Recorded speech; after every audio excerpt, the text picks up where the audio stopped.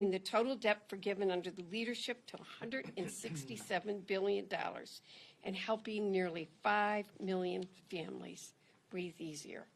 This is making a difference in real people's lives, not trying to divide us, not using messaging bills that aren't going to go anywhere, that just exasperate hate. So as we go home for the Memorial Day working period, I know that my colleagues have dozens of events planned.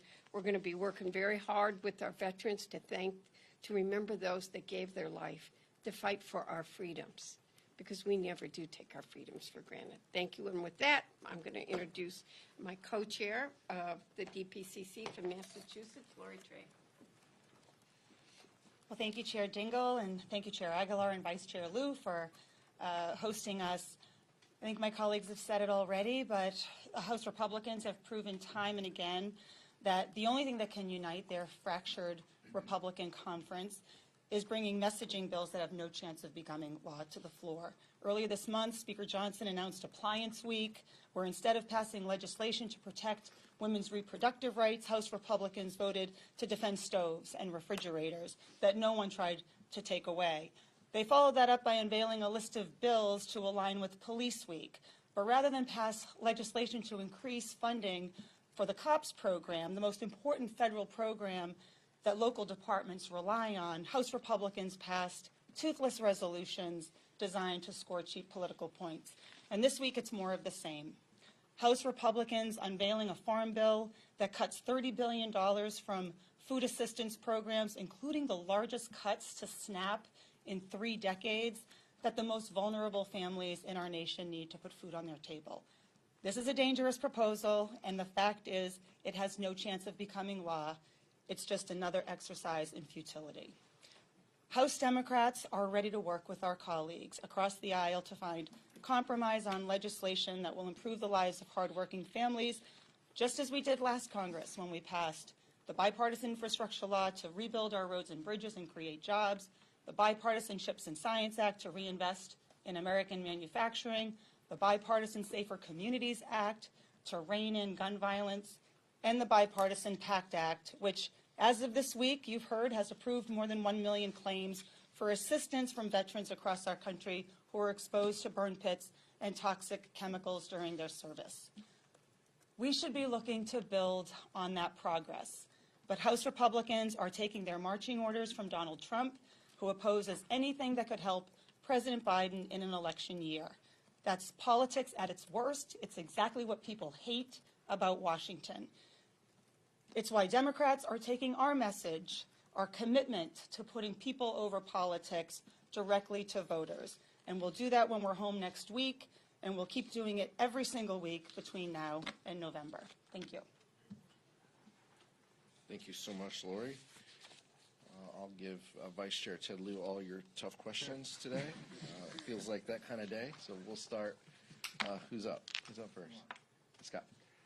About tomorrow, what do you make of the House committee calling university presidents to testify about anti-Semitism and unrest on campus? We've seen this before. I think our caucus and the Democrats, House Democrats, are focused on issues that matter, and we feel this is a serious issue treated, unfortunately, in a very unserious way. You don't think it's a serious matter? Republicans are looking to continue to put wedges, in our communities. Now we think that there is plenty of work that college presidents can do and that college campuses can do to ensure that every student has an opportunity to learn free from hate speech. We know that they can enforce their own rules and regulations. The question is, do they need more rules and regulations? And this Republican majority seems to think that's true. We won't stand for anything that seeks to divide our communities and divide our caucus. We think that there is a conversation to be had about anti-Semitism, rising anti-Semitism on college campuses, and we think that there's a more collaborative way to do that. But scoring political points, built for Twitter, is not constructive. Anybody else?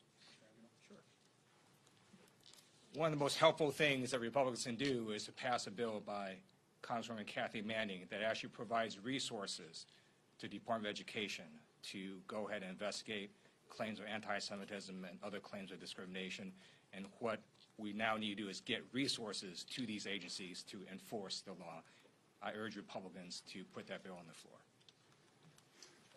I'm just going to comment because I happen to be at one of the universities that's, we've had a lot of conversation. Every student deserves to be safe.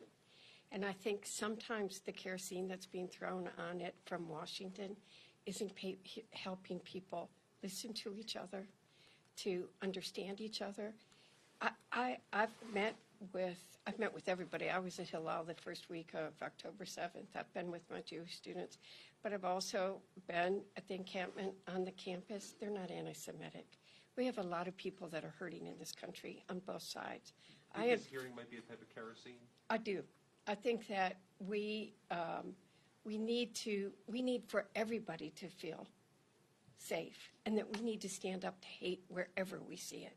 And we are seeing a rise in anti-Semitism, Islamophobia, xenophobia, racism, and sexism, and that all of us should be standing up to hate wherever and whenever we see it. You've heard me say before that our responsibility too is to bring the temperature down on important issues of the day, and I think that's what Debbie's speaking to. Ryan? Is now the appropriate time to invite Prime Minister Netanyahu to deliver a joint session address to the Congress? That's not a decision for the four of us, up here. We're focused on, delivering solutions and having important conversations. Look, we respect world leaders when they are in town and when they come and want to have, conversations with us. Prime Minister Netanyahu has spoken to a joint session of Congress in the past. If that's a decision that is made, we'll respect that, but that's not a decision that the four of us have any say in. Thank you, Mr. Chair. Today is the first House oversight hearing since last week's markup on the Garland consent that kind of went off the rails. I want to get your thoughts about the exchange that Marjorie Taylor Greene had with Congresswoman Crockett and Congresswoman Ocasio-Cortez. I know that Democrats view themselves as the adults in the rooms and try to focus on the issues at hand. Do you think that viral moments like that distract from the work that you're doing to try to call out some of the hypocrisy on the other side that you always allude to? Well, I think that anybody who, if people aren't tuned into Congress and they just turn on that, or that is their exposure to the House of Representatives, then that's unfortunate. It is not an accurate reflection of of discourse that we need here. And I think we've said this time and time again. Marjorie Taylor Greene is the epitome of chaos and extremism, and it's unfortunate that she decided to take the hearing in that way. But broadly, we need to be. We hope that this is a place where we can have conversations where we can disagree without being disagreeable. And what happened in that hearing was unfortunate. For those people who were just kind of tuning in. But let's not gloss over the fact that Marjorie Taylor Greene is a one-person wrecking crew, and she lives off of that. And that's her brand. And Chairman Comer has a responsibility to try to keep hearings under control, and he failed in a huge way. And that's on committee chairs to be able to support that discourse and dialogue. And it was a utter failure that he couldn't control his members. Thank you. I do want to follow up on that question. With the oversight hearing that did get a lot of attention, you do have one of your members, Congresswoman Crockett, now selling merchandise based off her insults at Congresswoman Greene. I mean, do you support that, and do you think that's appropriate for your members to be, essentially fundraising off the chaos of what's going on up here? Look, those committee rooms shouldn't be that chaotic. That's on Chairman Comer to set the tone. But we see that this is just emblematic of House Republicans, their inability to control that hearing. He's asking, oh, I didn't hear anything. What's going on? He's turning a blind eye to what is happening. I'll stick with what I've said before. It's unfortunate that people who don't have an exposure to Congress tune in national news and they see that is what's happening. It's not a reflection of what the four of us up here. We work with our colleagues on the other side of the aisle from time to time. It's clear that they can't do anything big or significant without our votes. We've made that incredibly clear this Congress. We want to work in a way to get things done and to collaborate where we can, and we're going to continue to do that. Thank you very much. Your colleagues from House Intelligence Committee yesterday released a letter in which they're calling for the administration to allow Ukraine to use American weaponry against military targets on the Russian territory, because they start to get the weaponry, but they have restrictions how to use that. Would you support that effort? And if yes, how Congress may help Ukrainians to achieve this goal, to leave this ban? The most important way that we can help our allies in Ukraine fighting for their freedom is to support them on the military side, and we have done that. The National Security Supplemental is a dramatic benefit to them as they fight for their freedoms. But that coordination and discussion and the military-to-military coordination will continue. Our expectation is that will continue in addition to the resources that are given to them. But it's important that they have the resources to win this fight and to protect themselves as a democracy in the region, and we're going to continue to ensure that they have those resources. Mike. Thank you. 3 countries now, Spain, Norway, and Ireland, have recognized the Palestinian state. They say they have done so in order to put pressure on Palestine and Israel to come up with a 2-state solution, which of course President Biden is pushing for as well. Do you think that that's a good strategy for doing it? Do you support the announcement? And should the United States take a step like that? Because Netanyahu does not support the 2-state solution. We've been talking about it for decades, and it hasn't come to fruition. So is that strategy failing? And again, back to the original question, do you support what these 3 countries have done? Look, I support a 2-state solution, and I think that's the overwhelming viewpoint within our caucus. But the best way to do that is to work with the parties in order to solve that, to give the administration the space and the support they need to have those diplomatic conversations to ensure that. One of the most pressing things we can do today is to encourage our friends and allies in Israel to continue to work through a plan, a post-war plan that does account for a 2-state solution. That's the position of the Biden-Harris administration, and that's a position that overwhelmingly we support. And so giving them that latitude and that space is what's most important in that time. Sure. Like Chairman Aguilar said, I also support a 2-state solution. Now, this is just my personal view. Hamas is a genocidal, homicidal terrorist organization. The notion that we or anyone will recognize Hamas is ludicrous. And right now, Hamas is in control of Gaza. So until Hamas is dismantled or radically changes its ways, because its founding charter is to kill all Jews, there's no way any country or anyone should recognize Hamas, which is a designated terrorist organization. Yes, good morning, thank you. Good morning. You talked about Netanyahu here, though.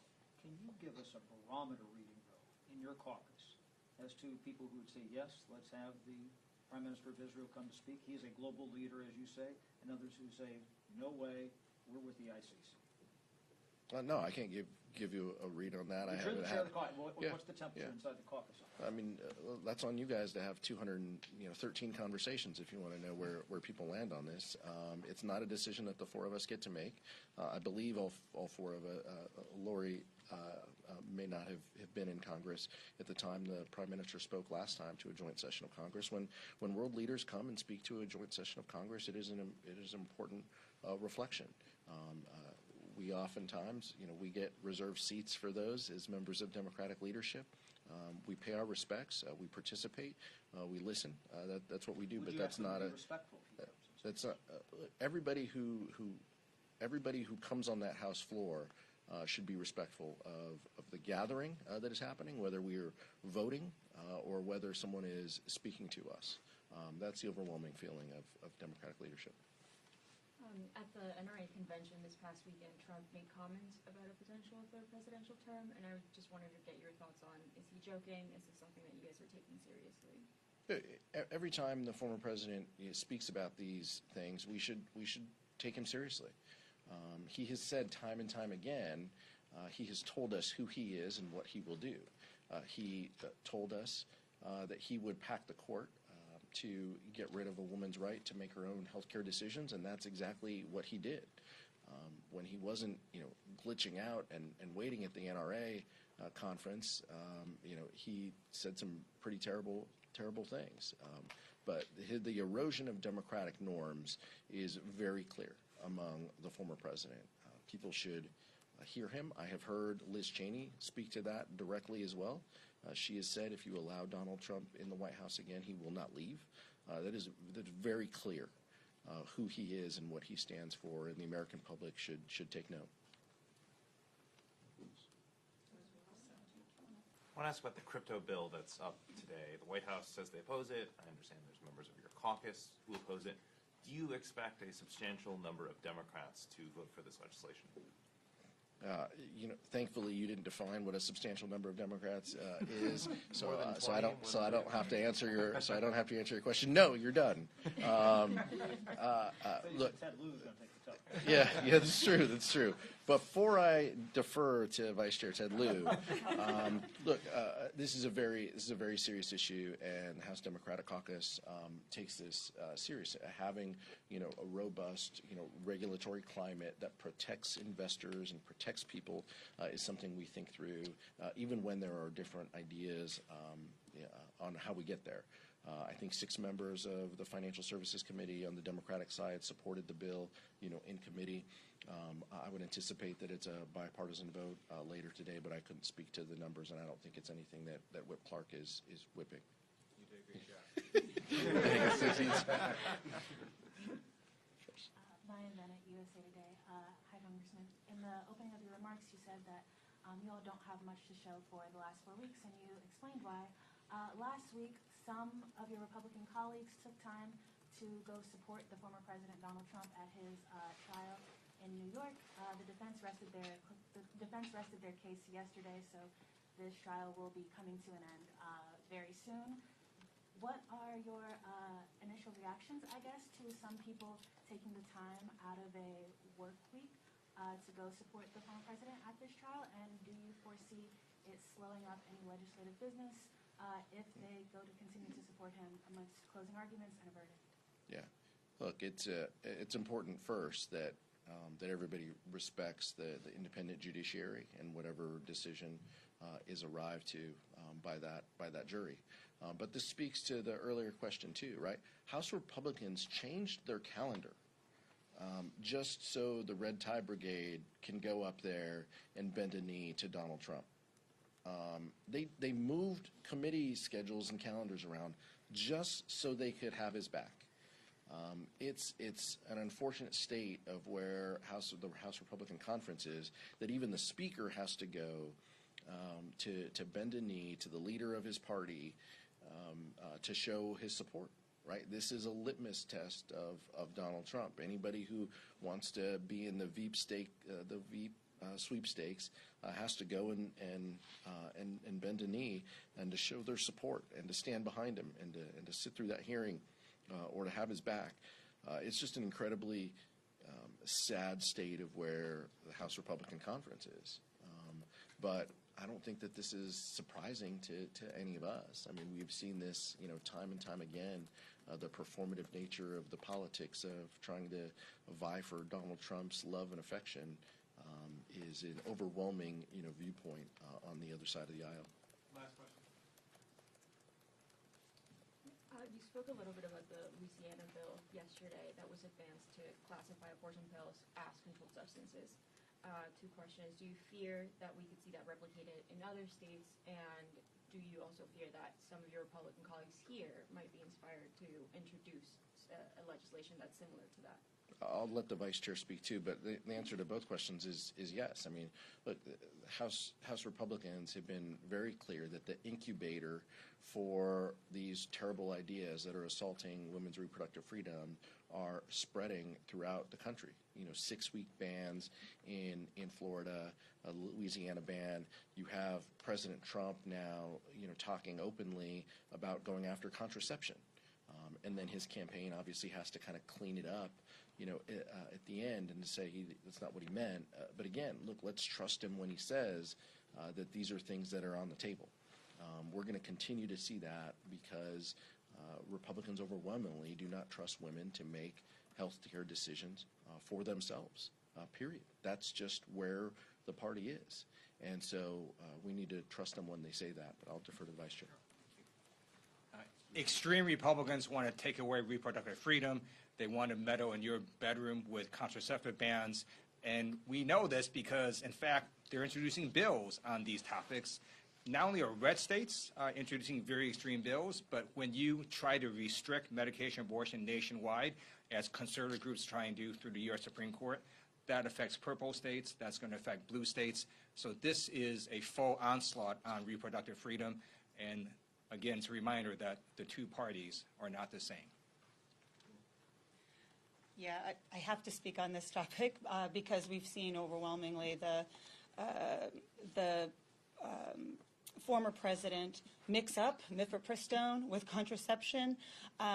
Is that by design, or is that, you know, him trying to have it both ways? But we don't actually trust where his actions are going to be because we still have an overwhelming majority of Republicans who are on a life at conception bill, which would ban not only abortion but also IVF in this country.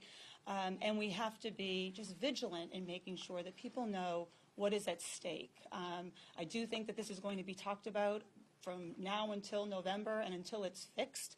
But women are not going to let the Republican Party turn back the clock on their rights, on their daughters. So we'll be making sure that people understand the clear distinction, which is Democrats believe that this is a woman's freedom to choose with her doctor and that politicians have no business weighing in on that decision. Thank you. Thanks, guys. Thank you. Does Mr. Liu now stay for some tough questions?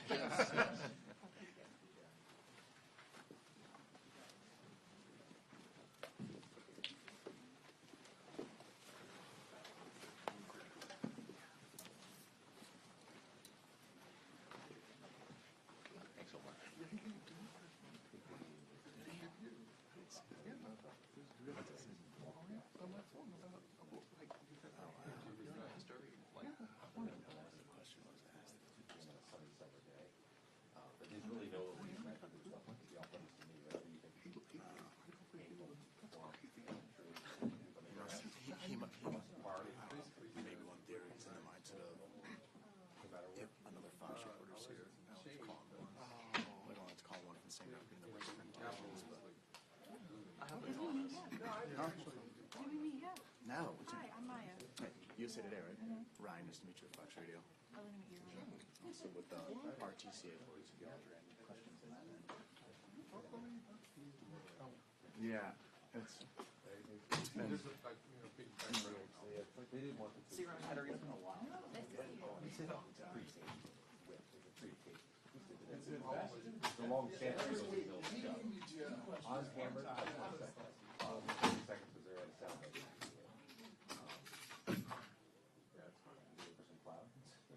We had some. I mean, we'll try to, like, do it this way, that way. Yeah. Thanks, guys. We'll see you out. All right. Okay.